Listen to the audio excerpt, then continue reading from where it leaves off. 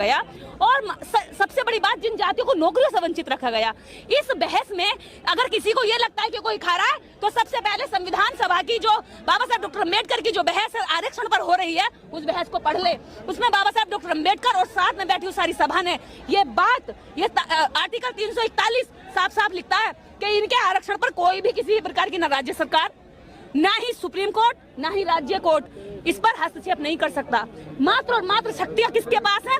राष्ट्रपति के पास है। लेकिन यहाँ तो कोर्ट अपनी मर्जी से खेल रहा है। हम जाति बांट रहे हैं, जाति के आधार पर बाबा साहब डॉक्टर अम्बेडकर को स्कूल में नहीं घुसने दिया और कहना कि हमने जाति बनाई है, हम बांट रहे हैं। बाबा साहब डॉक्टर अम्बेडकर दुनिया के सबसे बड़े सिंबल ऑफ नॉलेज से बात करने वाले व्यक्ति, उनको आज तक ये बर्दाश्त नहीं करते, भीमता कहते हैं ये, और हमने जातिवाद बना दिया।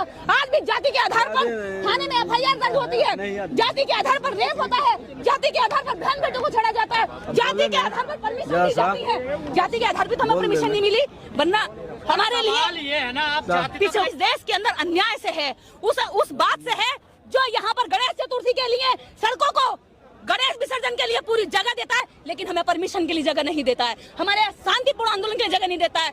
जो इस देश के अंदर एक चुटिया लगा के कहीं कथा कर सकता है, तो वो 1 साल के अंदर करोड़पति बन जाता है। लेकिन एक दलित अगर अच्छा सूट भी पहन लेता है तो कहते हैं देखिए ये कितना अमीर हो गया, ये कितना अमीर हो गया, कहाँ से रोटी खा रहा है। ये